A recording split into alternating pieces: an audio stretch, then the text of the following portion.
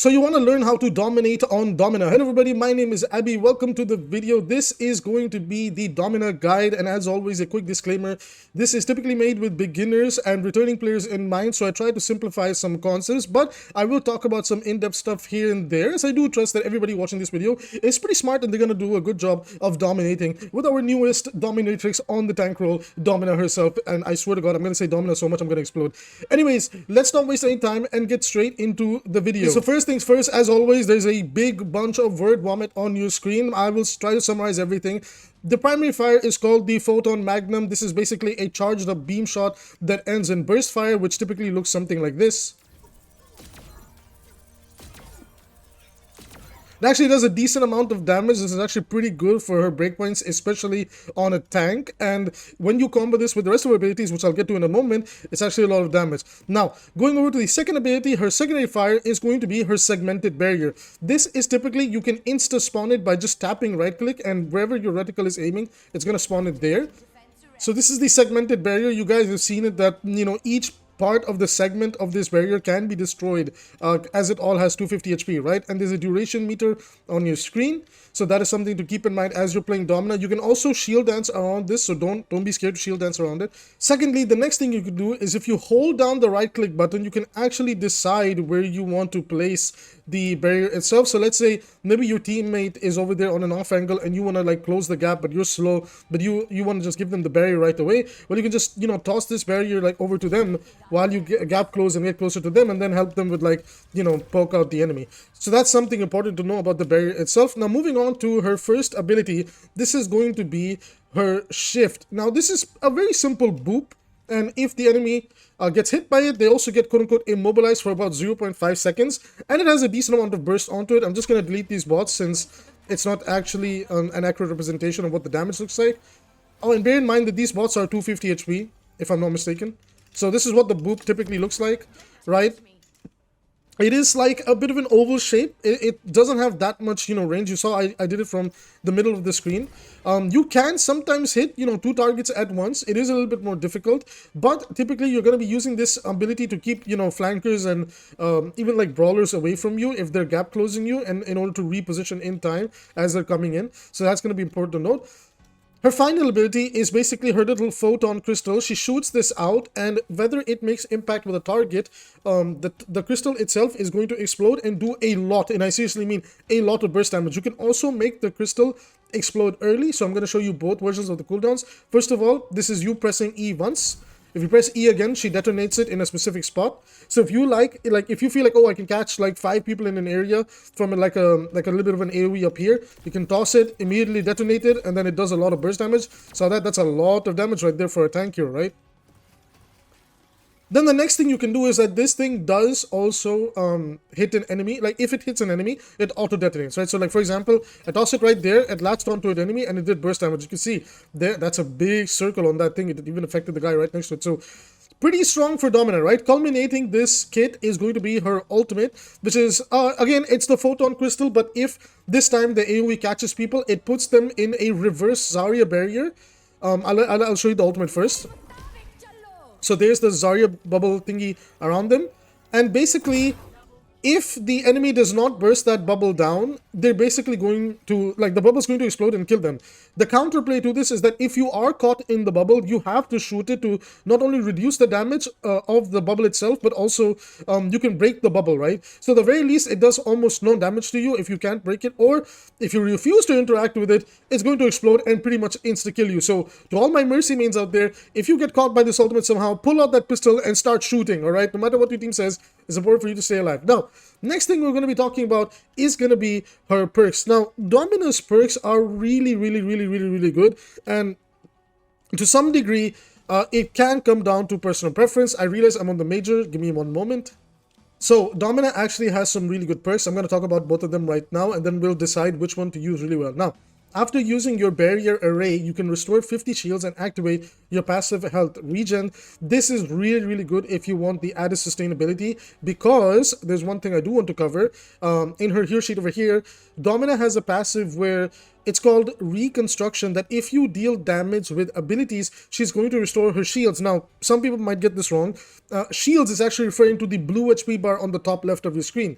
Now, in the game, the actual shields themselves are called barriers, right? So this basically means that if you're doing damage with your abilities, which is basically her E in this case, that big burst of damage is going to restore a lot of your HP, and that's where her sustainability comes from. So if you take the Reconstruction passive and also look at the perk that she has, which is efficient design, like after using your barrier, you can restore some 50 shields and also activate your passive health regen. This is actually pretty damn good sustain on the character. However, upon playing her, guys, I can't lie, I actually really like and prefer the extended power. Now, the reason for that typically is that even though the sustain is nice, what I felt using efficient design was that if we were getting walked in upon, or I needed to like really trigger the sustain itself, it just felt unnecessary, because typically my supports would help me out anyway. Like if my next barrier came up, there was no need to worry for that duration, because like I have 2 supports behind me, they're helping me out. So that brings me down to just one conclusion, is that I do prefer the extended power, and this thing comes up so much. You can snipe so many people in the backline with this. I'll showcase it properly in the VOD section, but in my opinion, if you have to pick between either or, I would 100% go for the extended power. It's also really good for just keeping other brawl tanks at bay, because you're able to interact with them faster and do your combos with your E and shift much better as well. So in my opinion, you definitely want to go for the extended power. The next perks we're going to be looking at are the major perks. It comes down to her power move or the disruptive detonation. Now, I really like both of these, guys. I can't lie. I like, against more mobile comps, the disruptive detonation really came up a lot for me, and while sometimes I couldn't take full advantage of it, my team was able to benefit from it a lot. And then the power move, where the barrier can be used as a wall with a stun, where basically if you boop them into the wall, it does a lot of damage. So let me just showcase power move in display. So like you put a barrier behind the target, right, and then you boop them into it, and that's a lot of damage, right? And then typically, let's just take like a 250 HP character to showcase this combo, right? Typically, let's say you full combo a character, they are pretty much going to get insta-kill. So like barrier into E into like boop, that's pretty much guaranteed death. And that's not even me using the primary fire, right? So let's try this on a tank. I don't know if these are the 5v5 health pools or not, but like, let's say there's like a Ryan like gap closing you and balling you. You can quickly put the barrier behind him, like boop him into it with the E and like, you know, do the damage. And then like, that's a lot of damage, guys. I can't lie, right? I kind of messed up the beam over there. But even with that messed up combo, you can kind of see, I just took out half his health. Now, again, in a real game, there's healing, Suzu, this, that, it's all going to matter, right? But my point is that it's a very, very important, perk that can come up. So in my opinion, when it comes down to the 2 major perks, it's completely on you. When I felt like there was characters like Vendetta in the lobby and it was hard to interact with them, disruptive detonation did come up, but again, it depends on how you use the crystal. By that point, what I was doing was that I was deploying the crystal on the floor in an area, because you can kind of see there's a little like, zone that's created. So if anything in that zone is caught, right, look at that little zone, right? That's basically where the slow gets applied. So really, it comes down to what you want. There were moments where I felt like power move was better. There was moments where I felt like disruptive detonation was better. I can't lie. This one's kind of on you, right? The more fun one is power move, because who doesn't love doing fun combos like that? Maybe the more realistic one is disruptive detonation, especially like, let's say there's a Ryan like trying to gap close you. You can like slow him in place, keep him poking. Once he gets closer again, you can boop him back, right? Or something like that. So it's completely up to you at that point. So with that being said, we've pretty much covered everything for the basics of Domina. She's actually a very simple and straightforward kid. What we're going to do now is we're going to go over to the VOD section, and I'm going to walk you through how I play Domina. And as always, I'm not going to ignore my mistakes. I want you guys to see me adjust in real time. We'll cover she is a poke tank, so it's not like she's anything overly complicated. So with that being said, let's jump on over to the VOD section. Okay, so we are back, and I'm playing a poke tank on a dive map. I know, I'm crazy, but I actually had a really good defense game here that I really wanted to share with everybody. And I think what's important when we're watching this, right, is I want to show you guys how you take some of these kits and you can make them work in different flexible scenarios. I do believe Domina is actually a pretty flexible tank in the way that she plays. So we're not going to waste any time. We're starting off defending this map. The first thing that I need for my team, right, is I need them to play with me. And I also want to like try to enable any of my poke DPS. So you can see 𝐓𝐖𝐈𝐓𝐄𝐇 taking an angle over here. I give him this barrier and I'm like, okay, you know what? Even though I want to play from that high ground, I'm going to move close to my 𝐓𝐖𝐈𝐓𝐄𝐇 and try to take the angles that he wants. Right here, the enemy Domina is trying to contest me, and I'm like, okay, we gotta pressure her out, otherwise she's gonna take this high ground, we'll be forced away. So once we have high ground control, my Genji and Emre get pretty confident about going in. We're able to apply a little bit more pressure. I toss in my diamond. It confirms the kill on Juno. It pressures the rest of them out. And now we're chilling, right? This is where I was feeling like, oh my god, I can't wait to get that 20% range buff from the perk, because it's going to really help me poke these people out. And you will see that by the time I get the perk, which I don't think replay viewer shows us if we have the perks online. At some point, you'll notice it with me, right? So right here, we're pressuring the barrier. This is a very funny barrier that the enemy Domina put up. And right here, our space gets contested by the Domina again. She's actually playing this really smartly, but she mispositions and I'm able to boop her off. Now, we did lose our Emre, so we have to be a little bit careful. If we lose one more life, we have to basically retreat, regroup, and come back later, right? Now, we do get pressured here. They're taking a lot of space. I reposition, I drop down, I drop my barrier, I drop the crystals, I do the combos, and I just keep going. Guys, her combos are really, really simple and easy. It's just button mash the kit into one target and you will have fun, right? Like throw the crystal, throw the boop, you know, shoot the target. It's literally that easy, right? I don't think I have to do a combos guide. Now, again, we just need to keep them feeling our presence. You can see in some moments here and there, I try to apply more pressure to the backline than the tank, because this character pretty much is a sniper, right? So look at that. I ignore the enemy Domina and I just push the backline with my Genji, right? Which actually pays us more dividends because my Emre gets 2k, I get the kill on the Ana over there, and my Mizuki confirms the kill on Domina. So both me and the other Domina have the right idea, which is like, we're never going to kill each other, and it's just better if we bypass each other to perhaps kill the backline. You don't have to do that all the time, but if you feel comfortable that, okay, I can kind of get away with this, go for it. Now here, again, I want to hold that same high ground, deny them the space that they're looking for to try and take this point from me, and just keep them feeling like absolutely pressured, okay? So we're back up here again, and again, I think this Domina really wants this high ground space, and I'm like, okay, she's going to come up here. She's been doing it the entire game. I want to look for like a boop on her. So you can see, I'm holding my shift, I'm holding my boop. You know, I think, what do I call it? Like the empowered slap. I just want to slap them off the map. And I hear the Bastion walking. And I'm like, where is this guy? I think he wants to take this high ground from us. But I need to turn around and help pressure away the enemy Anran. Bastion comes in and I just boop him off the map. And there he goes. The most aura-forming gameplay you will ever see. There I go, threw him off the map, quickly repositioned, applied the barrier right. That was a big risk because there was a chance my team could have died there. But again, if the risk can get you a big reward, it's worth going for that play. You don't have to do it all the time, but you do have to do it sometimes. And you can see right there, I actually paid the price for taking way too big of a risk, right? That was a really big risky play. I went into basically their barrier. I got hit by pretty much all their cooldowns and I exploded. So, but honestly, everybody, that's basically the fundamentals that go into defending with Domina. Rest of the game is pretty much you rinse and repeating the same thing. I'll cover the defense fundamentals once more from the attacking side, because like over here, when you're playing passively with a poke tank, it's really not that hard to play the game. What's going to be more important is how you have to play dynamically with this character when you're attacking. So I think the best way to show you the fundamentals of attacking, defending, and all that put together is if we were able to play on a push map. And guess what? I have just the push map game to show you when it comes to playing Domina a lot more aggressively and a lot more, like, you know, actively. So with that being said, let's see you in the next map. Okay, so we are back live on Overwatch. I'm not live. I just always wanted to say that. I watch too much WWE.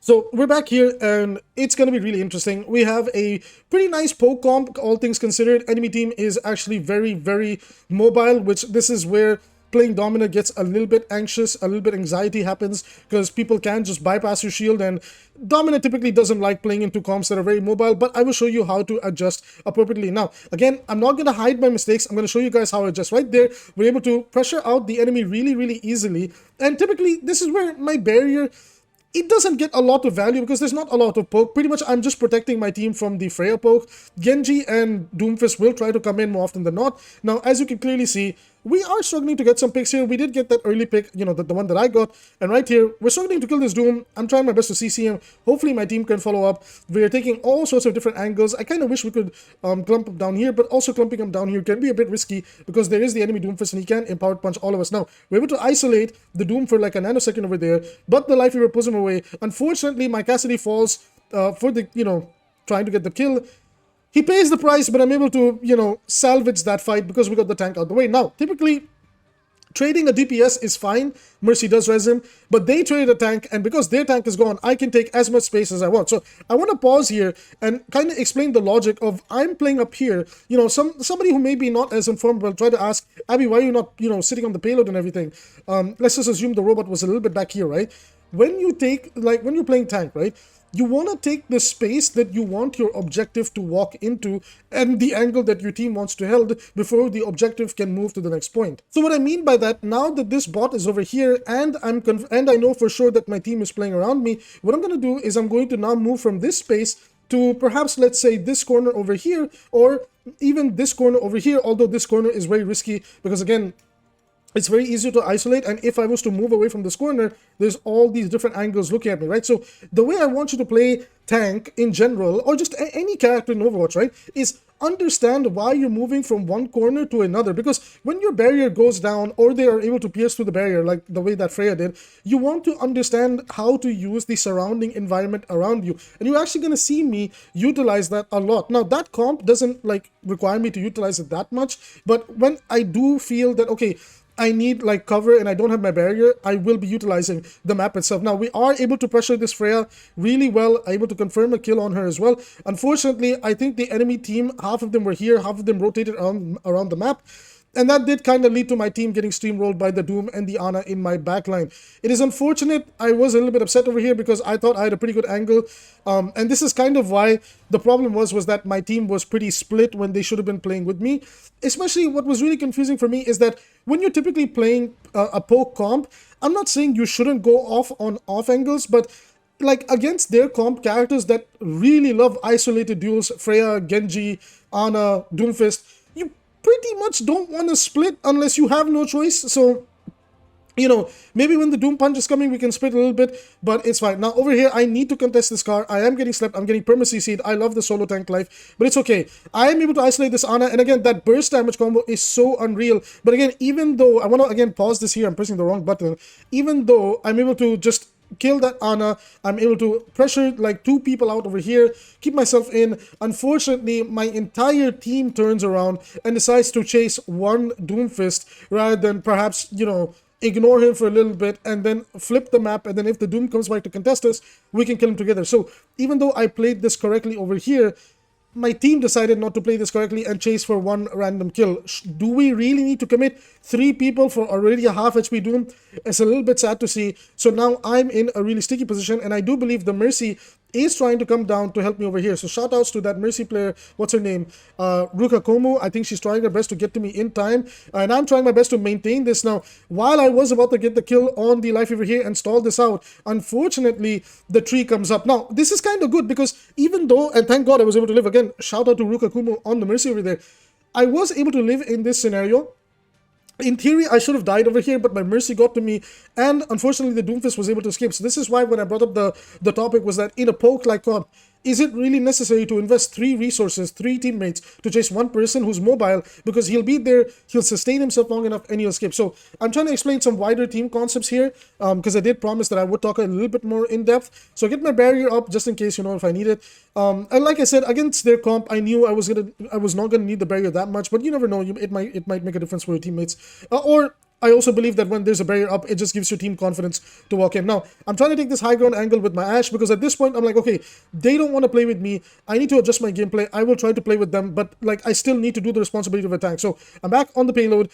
I really wish my team would play the objective down here, right? Because like we can just force fights on the floor and we'll be a lot more comfortable. The more we keep splitting, the more the Doom and the Genji or even the Freya will look for these individual kills. Now you can clearly see I am very comfortable in punishing people. You've seen this for 3 minutes now where I've been punishing people on the floor, and I kind of want the fights to be on the floor because my character doesn't really have the kit to go vertical and all that type of stuff, right? Like, of course I can play on the high ground myself, but the enemy is kind of like playing on the floor anyway, so why not? So again, I'm taking a lot of pressure here. I quickly reposition. Again, you can see I want to go deeper, right? I want to go deeper, but the enemy has 4 people positioned in a spot. My team doesn't want to walk in. So if you're a tank player and you feel like, okay, my team is not walking in, and it's the worst feeling in the world because you feel confident that I can control this space, you realize your team doesn't want to use that space. So what do? You adjust your gameplay and you come back to your team. It sucks. I know all my tank players are watching this. The dedicated tank players have probably felt this when playing Sigma. it sucks. What can you do, right? And typically when you're forced to play like this, like in more clumped up places and unable to utilize like as a poke tank, like more open environments, it is going to backfire. Now, again, we're trying our best to pressure the enemy out. We get a kill on the Doom. They got our Ashe. They also got our Cassidy, but we were able to res him. You know, our supports are putting in a lot of work. And I'm like, okay, I want to play aggressive because how are we going to flip this map if we're not able to pressure out their backline? So again, I sniped that Ana. I'm able to you can see I'm turning around because I'm like, I need my team to push now, you know, but I'm not overextending as much because they clearly don't want to walk, right? So again, I'm adjusting to their gameplay loop and I'm like, okay, my team doesn't want to walk. That's okay. That's fine. I will play around them. Does it suck? Does it pull you back from doing like a lot more interesting and fun gameplay loops? Exactly. But the last thing you want to do is something like this, right? Is again, I'm hard pushing here and you can see again this massive split, right? This entire game, you can see that, oh, my tank has so much confidence. Like I'm barely taking any damage because I know their comp doesn't do a lot of big burst damage, right? They don't have the poke to threaten me, but I have the poke to threaten them. And instead of taking advantage of that, we're just babysitting on the payload. Like imagine if all of these guys, right? They walked up and we held this angle. Cassidy is pocketed, Ashe is pocketed. I'm holding this angle here. We're basically spawn trapping them. But again, because they're looking for, like all of them are turning around and chasing like this one random kill, we're inadvertently giving up map control without realizing it. Now, me in this scenario, even though I made a very good play over here, once I realized that, oh, my team's not with me, I'm pretty much just going to back off and I cannot maintain this space. You see that? I turned around for a second just to check, where's my team? And nobody's here. So what's going on? I'm backing off. You see that? You notice that? You see how I back off? That's how you basically play tank smart. Because if I overextend my welcome over there, even though I'm doing the right thing, I am going to die. I'm going to pay the price because I'm playing in their optimal range, right? I'm trying to force them out of their optimal range so I don't die. You know, but right now, as you can clearly see, because we give them all this space, because they're able to feel comfortable and just, you know, run around the map, we are taking a lot of pressure. A lot of my teammates are critical, and I'm just trying my best to salvage this. And this is what I was trying to avoid earlier, and now we pay the price. I want to show you guys these examples as well, because it's really important to understand when you're playing poke, what to and what not to do. And because my DPS refused to position with me in these deeper angles where we can hold them in spawn, right, and allow one support or two support to push the car, or whatever the case might be, we're basically allowing them to allowing the enemy team to take a better position against us, to take all the time they need to set up a dive against us and blow up our team comp, right? So what we need to do is not give them the room to stage a dive. And what we are doing as a team is giving them room to stage a dive. And I can't, if I go all alone by myself deep into the enemy backline, I'm just gonna get myself killed, right? So what do I do? Even though I could be doing the right thing, if my team doesn't want to use or take advantage of the space I give them,